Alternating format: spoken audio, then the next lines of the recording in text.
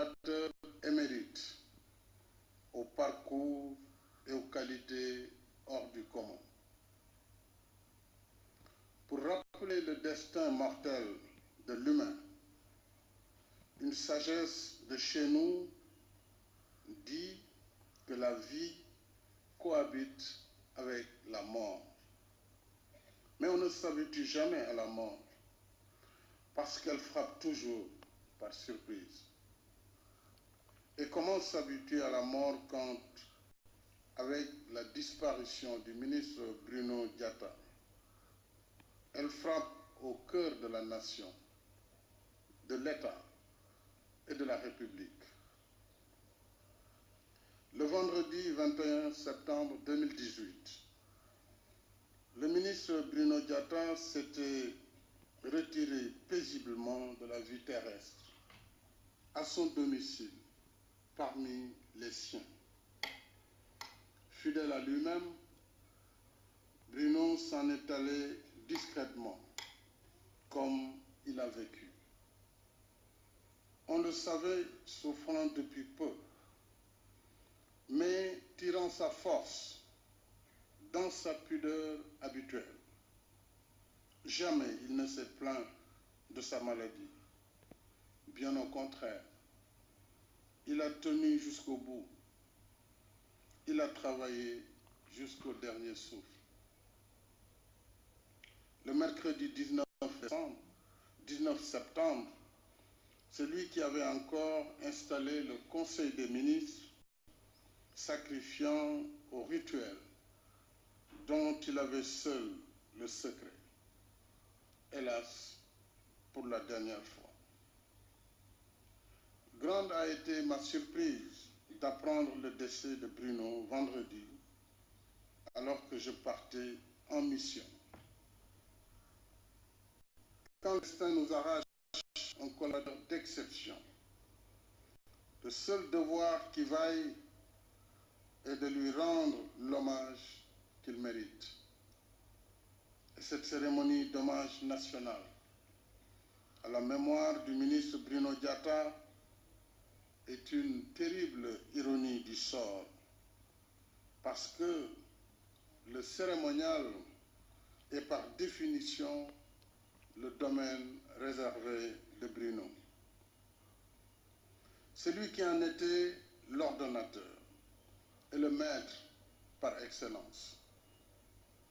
Il n'y a que la mort pour nous imposer un monde à l'envers et nous dicter un cérémonial à la place. La nation est frappée au cœur parce que le ministre Bruno Diatta était un homme de synthèse.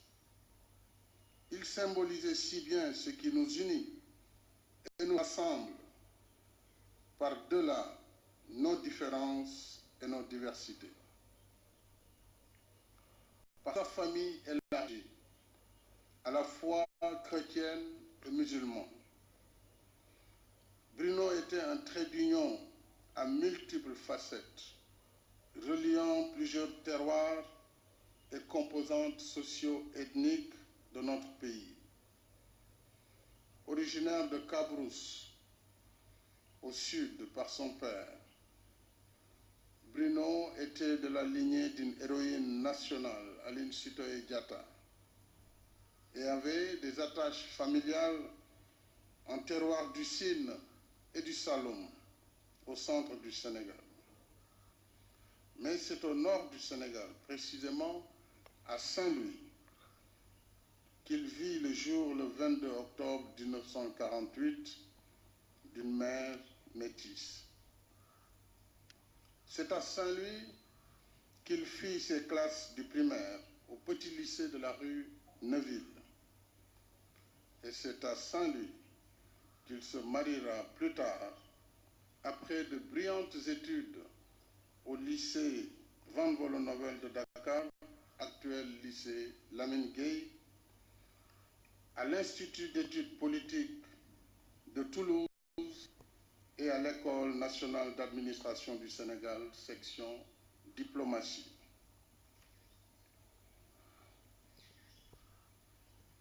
Chrétien de confession, Bruno s'en est allé un vendredi, jour saint des musulmans. C'est tout un symbole, comme pour rappeler dans un ultime message protocolaire son attachement indéfectible à l'harmonie sociale qui nous relie les uns aux autres sous l'ombre apaisante de la nation sénégalaise, qui reste solide parce que riche de sa diversité, au moment où dans plusieurs endroits, la négation de l'autre provoque des déchirures sociales.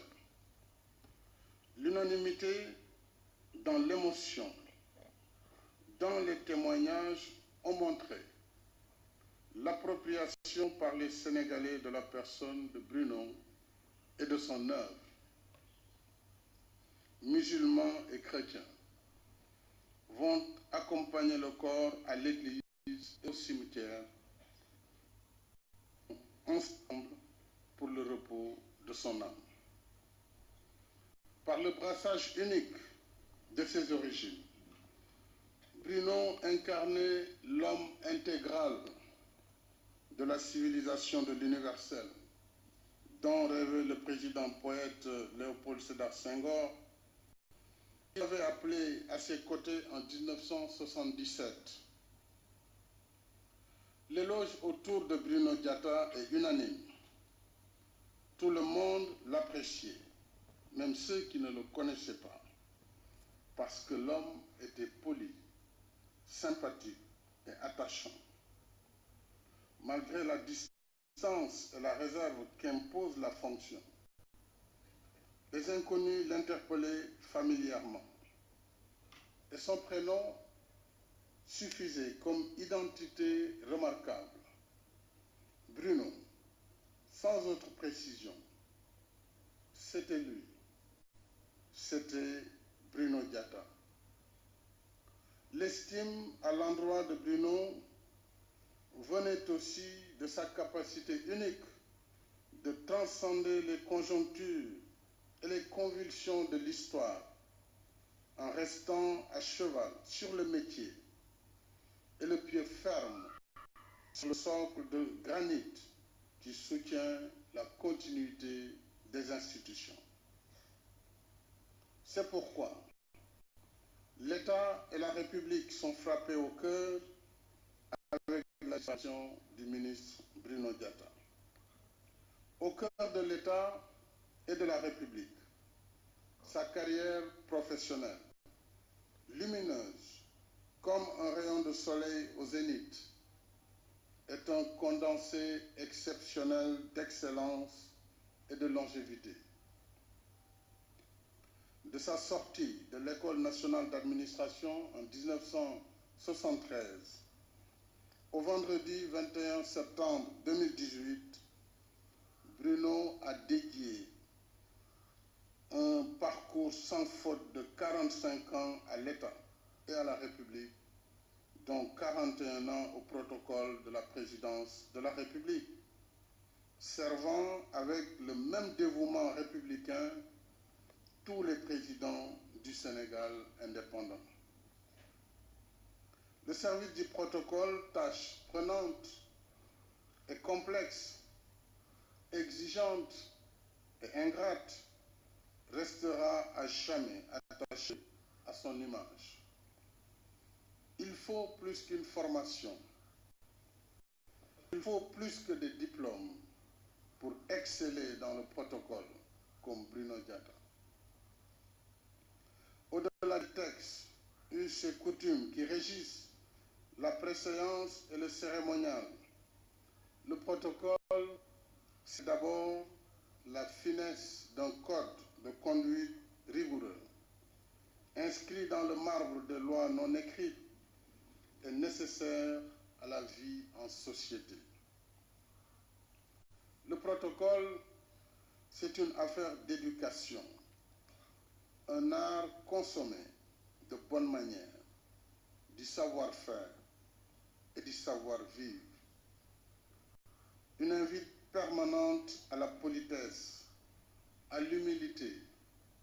civisme, à la tenue et à la retenue. Voilà les valeurs dont le ministre Bruno Diatta était le porteur, le gardien vigilant, rigoureux, ferme et discret.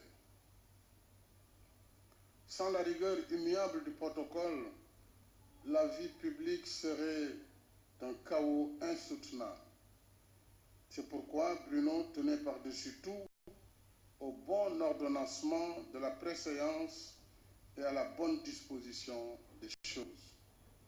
Chacun à sa place et chaque chose en son temps. Sa tâche devenait ingrate quand, sans égard pour l'étiquette du protocole et les bonnes manières, on voulait passer outre les convenances établies. Mais lui, dans un calme olympien, tenait toujours au respect des normes, sans geste déplacé, ni violence verbale, faisant sienne la sagesse de Rumi. Élève tes mots, pas ta voix. C'est la pluie qui fait grandir les fleurs, et non le tonnerre. Bruno savait trouver le mot juste. Il avait le sens de la formule pour rappeler les uns à l'ordre et conseiller les autres aux usages de l'État et de la République. Mais ce n'est pas tout. 4 décennies durant, il a organisé de main de maître le quotidien de l'État au plus haut niveau. Un travail de tout instant qui exige une disponibilité constante pour gérer le présent et anticiper le futur. L'homme était doué d'une mémoire phénoménale. Entre événements nationaux et internationaux, Bruno veillait sur les dates. Il connaissait chaque lieu de destination et ses conditions de séjour. Il maîtrisait parfaitement les distances à parcourir, prêtait attention au décalage horaire et aux aléas de la météo. Bref, Bruno était soucieux du plus petit détail. Il ne laissait rien au hasard. Bien souvent, nous ne voyons le protocole que sous l'éclat des lambris dorés. Mais derrière chaque scène bien réglée, où tout semble aller de soi, que d'efforts et de temps consentis, que de jours et de nuits, notre illustre défunt couché pour l'éternité, dormant du sommeil du juste, est resté debout et éveillé pour que tout soit dans le bon ordre. Bruno a connu le temps où certains voyages relevaient de l'aventure.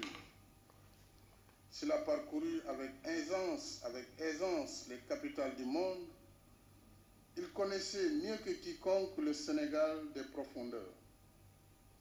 Il a dormi chez l'habitant et parfois dans sa propre voiture. Il a traversé les rivières, arpenté les sentiers sinueux de nos campagnes et bravé des intempéries. Bruno connaissait son monde. Il était d'une urbanité exquise. Du plus haut dirigeant au plus humble citoyen. Il savait comment traiter chacun avec courtoisie et égard. De sa riche aventure humaine, il s'est fait au Sénégal et ailleurs des amis, des admirateurs et des disciples. Son expertise avérée était reconnue et sollicitée au-delà de nos frontières. Pour ceux de ma génération,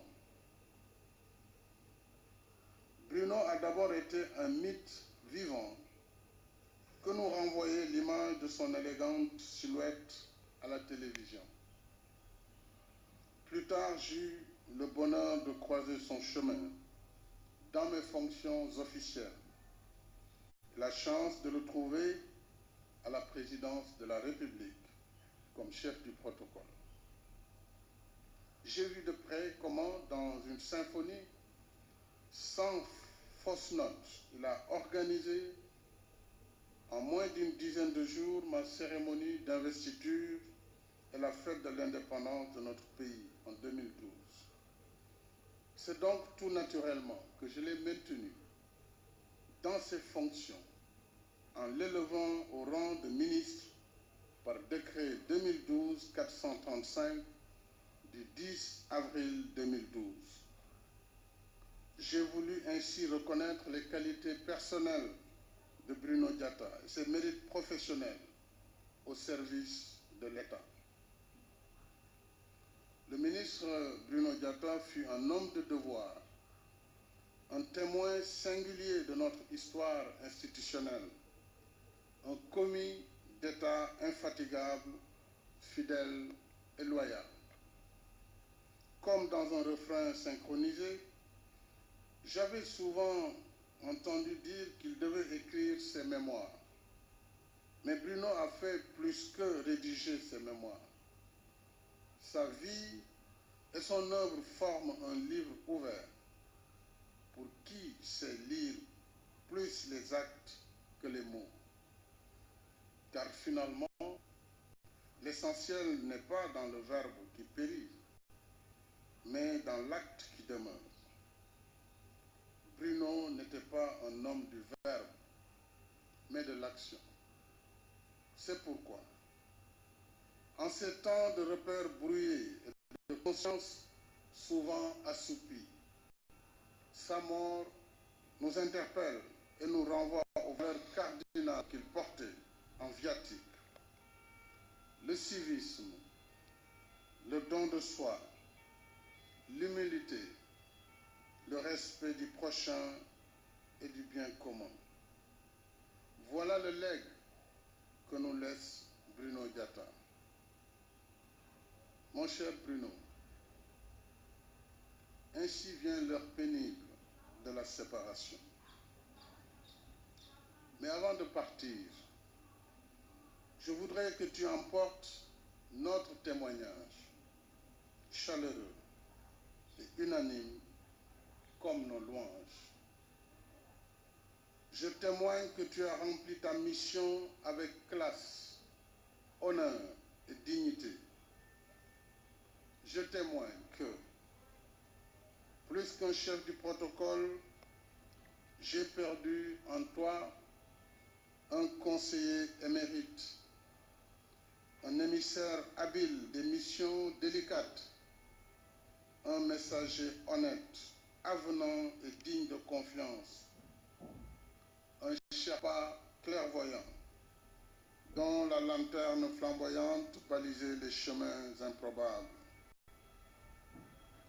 Je témoigne que l'État et la République ont perdu un gardien du temple. Je témoigne que la nation a perdu l'icône emblématique de son cérémonial.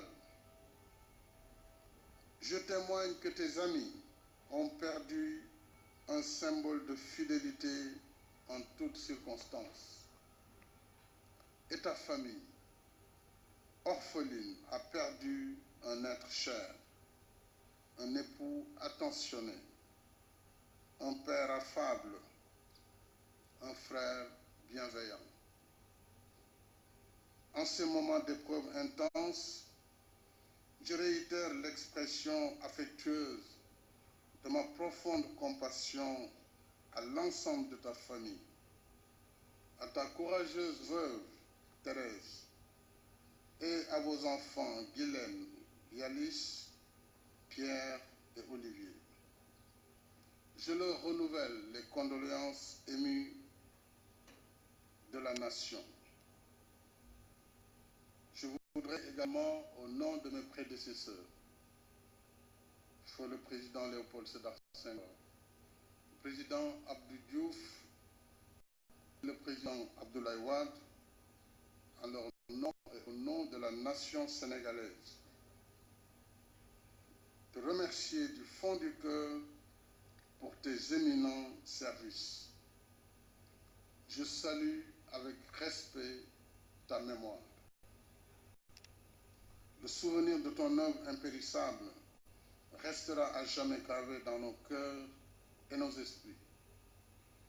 En reconnaissance de tes bons et loyaux services, et pour t'offrir un exemple aux générations actuelles et futures, la salle du Conseil des ministres, siège de délibération des plus importantes décisions de l'État, et le grand amphithéâtre de l'École nationale d'administration porteront désormais ton nom.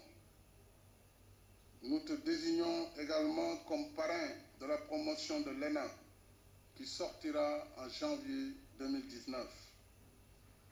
De même, l'État accompagnera la réalisation du projet d'académie du protocole que tu portais généreusement avec M. Babacar Touré, et je vous ai beaucoup poussé pour la création de cette académie du protocole pour partager ton savoir-faire. Mission accomplie, Bruno Robert Louis Diatta. Adieu. Repose en paix, ad vitam aeternam.